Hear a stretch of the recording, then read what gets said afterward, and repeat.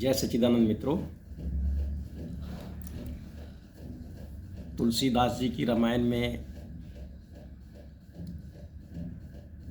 बाबा ने बहुत ज्ञान छुपा रखा है। शिव बाबा निराकार ने,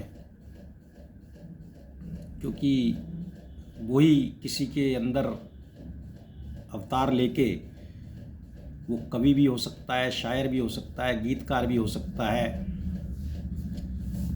प्रवचन करने वाला भी हो सकता है, कोई वो अनपढ़ भी हो सकता है, गरीब भी हो सकता है, अमीर भी हो सकता है, किसी भी जाति का हो सकता है। उम्र में छोटा हो सकता है, बड़ा हो सकता है, कोई लड़की हो सकती है, लड़का हो सकता है। तो बाबा ही सबके अंदर उतर के, इसी को अवतरण कहते हैं कि जब जब होई धर्म की हानि तब तब जो है बाबा वो जो है अवतार लेता है। शरीर तो रोज ही जन्मते हैं, बाबा तो जन्म मरण के चक्कर में आता नहीं, जैसा सब जानते हैं। बाबा तो रूप रंग से न्यारा है, निराकार है, शिव, जिसका कोई मूर्ति जो है शंकर की है, वो शिव की नहीं है। तो बाबा ने रामायण में, बाबा तुलसीदास की रामायण में भी बहुत सा, तो आज उस पर थोड़ा सा विचार बना, चर्चा करते हैं। बाबा को सिर्फ एक ही चीज़ से दिक्कत है, हमारे अहंकार से। हमारे अहंकार रोज़ तोड़ता है बाबा, लेकिन हमें दिखाई नहीं देते। जो सूक्ष्म रूप देखने लगेगा, अपने अहंकारों को देखने लगेगा कि मेरा बाबा ने अहंकार कैसे तोड़ा, तो जो अहंकार तक पहुंच जाएगा, जैसे राम को रावण तक पहुंचना था, ठीक है ना, वो 14 साल जंगलों में भटकने के बाद फिर रावण तक पहुंच पाए थे। कहते भी ये रावण अहंकार था। तो बाबा ने समझाने के लिए तुलसीदास जी से ये काम कराया, जबकि तुलसीदास जी बहुत ही सीधे साधे व्यक्ति थे, कोई तेज चलाक नहीं थे, भोले भाले कह लो या बेवकूफ़ भी कहते थे उस टाइम तो उनको। इसी तरह कबीरदास जी जुलाए थे, रेदास जी जूतियाँ गाड़ते थे। तो बाबा नानक देव थे, वो भी कपड़ा बेचा करते थे, कहते हैं, या एक टीचर के बच्चे थे। तो मतलब कहने का ये है कि कोई बहुत ज़रूरी नहीं है कि बाबा कोई बहुत बड़े लिखे पंडित में आए। पंडित तो ये पोथी पढ़ रहते हैं, बस इन तक नहीं पहुँचता बाबा। बाबा तो साधारण बच्चे में पहुँचता है। जो साधारण बच्चा होता है, भोला होता है, जो निश्चल होता है, जिसके अंदर दया भाव रहता है थोड़ा बहुत। हम सब बाबा के बच्चे ही हैं, लेकिन हमारा इंतज़ार करता है। बाबा कहता है तू एक कदम बढ़ा, मैं हजारों लाखों कदमों से तेरी तरफ बढ़ा चला आऊँगा।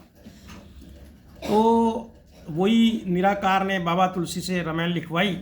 तो उस तुलसी में कई जगह पे एक दूसरे का, देखो आप, मैंने ऐसा विचार किया, आप भी विचार करना, जो रामायण को जानते हैं वो समझते होंगे। उनने जगह जगह पे सबका अहंकार तोड़ा है। लक्ष्मण जी का मूर्छित करा के, फिर वहाँ पर क्या हुआ कि जब लक्ष्मण मूर्छा हुई तो वैद्य कहाँ से आया?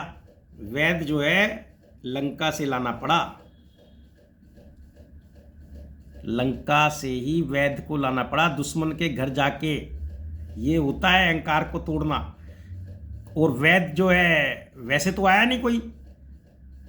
वो रामानंद सागर की आपने रामायण देखी भी होगी, तो उसमें, बाकी रामायण में भी लिखा ही होगा, वो रावण की आज्ञा लेता है पहले। जब रावण जी भेजते हैं, वो कहते हैं तू ऐसा कर, दूसरे द्वार से चला जा, पीछे के द्वार से, और दुश्मन नहीं होता। जब कोई विपत्ति में होता है तो वो दुश्मन नहीं होता हमारा, उसका सहायता कर, और तू दूसरे द्वार से चला जा। तो वैद्य वहीं से लाना पड़ा। फिर उसने बूटी बताई, तो हनुमान जी जो है बूटी लेने चले जाते हैं। अब वो और किसी के बस की बात नहीं होती। अब हनुमान जी पार उठा के चल देते हैं। अब मान लो हनुमान जी के मन में एक सेकंड के लिए अहंकार आ गया हो, क्योंकि हमारे अंदर भी बहुत आता है अहंकार एक सेकंड के लिए, लेकिन वो हमें पता नहीं लगता। तो वो जो हनुमान जी वहाँ से लेके चलते हैं, जब पहाड़ पूरा पर्वत, तो वो अयोध्या नगरी के ऊपर से गुजर रहे होते हैं।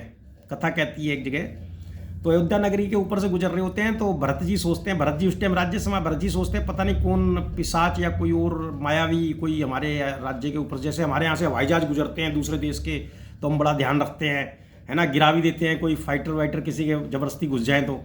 इसी तरह उन्होंने क्या करा, धनुष बाण चलाया भरत जी ने, और वो हनुमान जी को पहाड़ समेत, कथा कहती है, नीचे आ गए। उन्होंने गिरते ही बोला जय श्री राम। तो जय श्री राम बोला तो उनका परिचय हुआ फिर भरत जी का हनुमान जी का। तो अब हनुमान जी को बड़ी चिंता हुई कि सूर्य उगने से पहले जो है मेरे को बूटी ले जानी है, और ये तो जो है मैं लेट हो गया इसके चक्कर में, भरत जी ने मेरे को मार के गिरा दिया। तो वो भरत जी को सारी बात बताते हैं। तो कथा वहाँ पे कहती है कि भरत जी अपने तीर की नोक पे बिठा लेते हैं उनको। मतलब देखो हनुमान जी ताकतवर थे या भरत जी।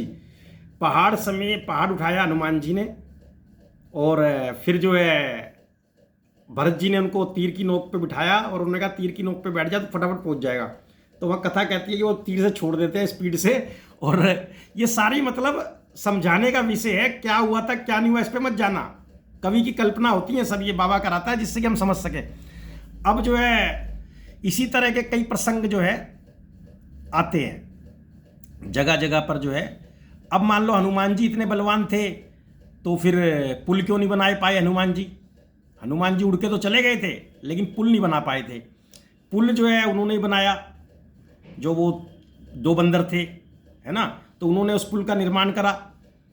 नल नील, उनको उनके हाथ से जो पत्थर छूटते थे वही जो है तैरते थे। तो मेरा मतलब ये है कि भाई यहाँ पर कोई बड़ा नहीं है कोई छोटा नहीं है, शिव बाबा के अलावा परमपिता परमात्मा निराकार के अलावा कोई बड़ा नहीं है कोई छोटा नहीं है। कोई राम बन के आता है, कोई श्याम बन के आता है, कोई राजू बन के आता है, कोई अहमद बन के आता है ना, कोई अल्बर्ट बन के आता है। तो सबको ज़रूरत है। जैसे हम इंडियन जो कर सकते हैं वो चीज़ें और लोग नहीं कर सकते, लेकिन जो वो कर सकते हैं वो हम नहीं कर पाए। अगर हम ही ज्ञानवान थे तो हम आज ये मोबाइल पे उन्हीं के दिए मोबाइल से तो बना रहे हैं वीडियो।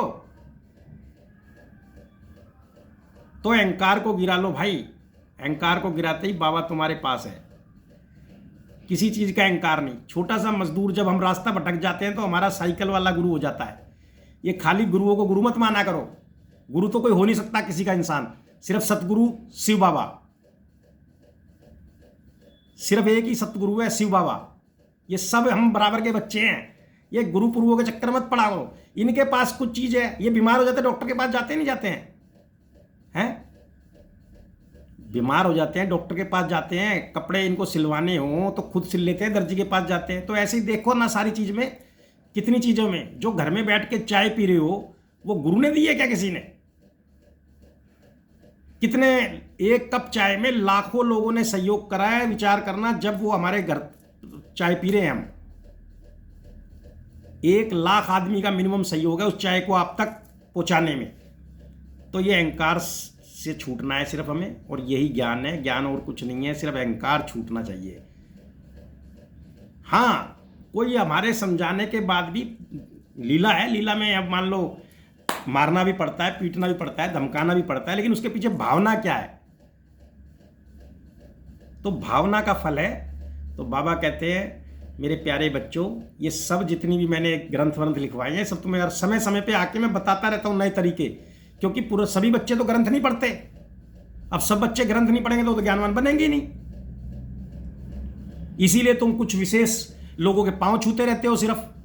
अरे भाई होंगे किसी टाइम में वो, आज तो उससे बड़े बड़े ज्ञान आ गए हैं धरती पर, पहले उनकी जरूरत पड़ती थी ना। और एक भैया पाखंड वाखंड से बच जाओ। बाबा को ये तुम्हारा जो अहंकार जो है ना, ये तुमने ऐसी पूजा कराई, तुमने ऐसा जागरण कराया, ऐसा तुमने बाबा को प्रसाद चढ़ाया, ये भैया ये अहंकार की बातें हैं। बाबा को कुछ नहीं चाहिए, मस्ती काटो मौज लो जिंदगी में। बाबा ने सारी चीज़ें हमारे लिए दी है। बाबा को क्या चाहिए? बाबा ने तो हमारे लिए पूरी प्रकृति का निर्माण हमारे लिए किया है, बच्चों के लिए, कि बच्चे खेलने जाके। जैसे आजकल एक घर में हम वो बना लेते हैं ना, बच्चों का कमरा अलग। आजकल हम कहते हैं बच्चों का कमरा अलग बनाएंगे, उसमें उसी टाइप का सामान रख देते हैं, बेड का रंग वैसा ही कर देते हैं, सारा कुछ वैसा ही कर देते हैं। तो समझो ज्ञान को भाई, समझ जाओगे तो बाबा बड़ी कृपा बरसा देगा। और नहीं तो अहंकारी होके घूमते रहो, खाते रहो ठोकरे जहाँ मर्जी। जय सच्चिदानंद।